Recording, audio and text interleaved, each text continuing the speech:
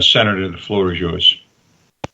Thank you so much, and good morning, Mr. Chair, Chair Pacheco, and Chair Cabral, honorable colleagues on the committee.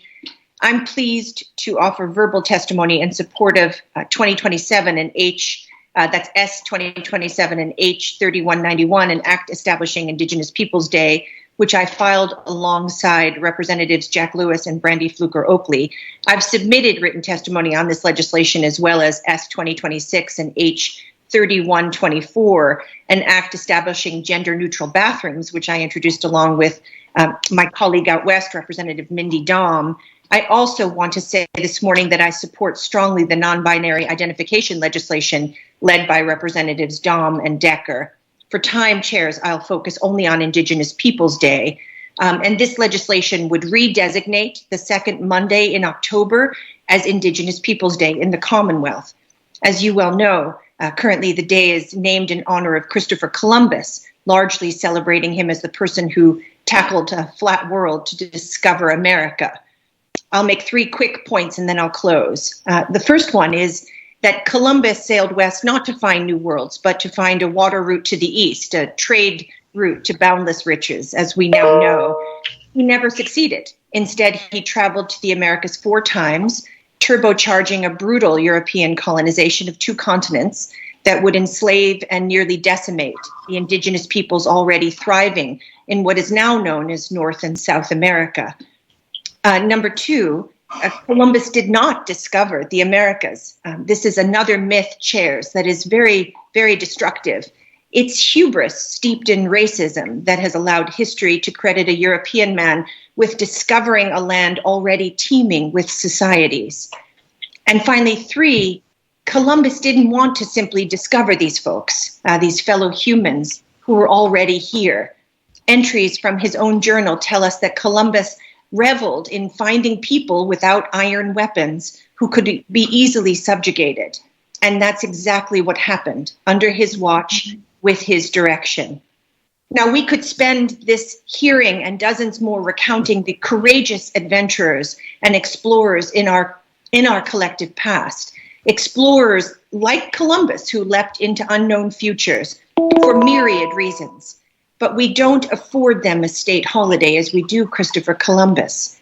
This brings me back to the pressing reason for this legislation.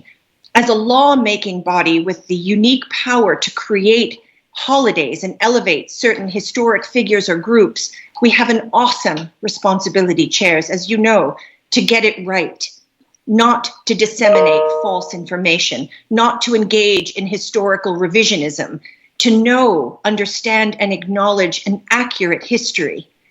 Columbus was indeed one of the first explorers to land on our shores.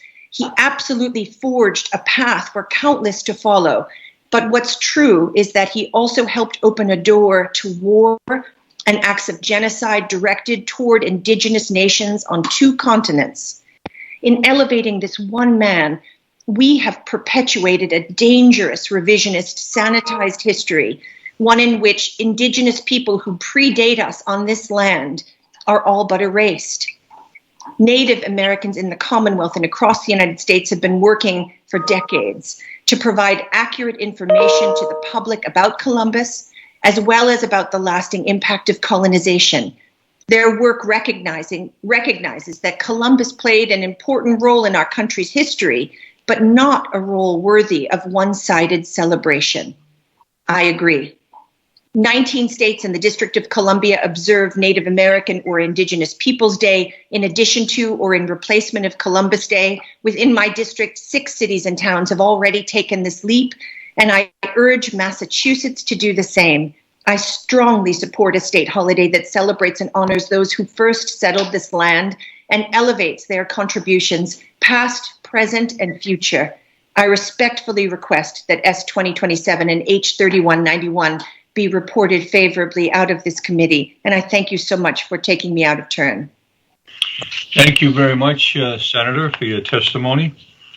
So that you all know, Senator, and those that are testifying, the committee thus far has received over 575 pieces of testimony on this particular piece of legislation this year. in favor of the petition. Next, we have Representative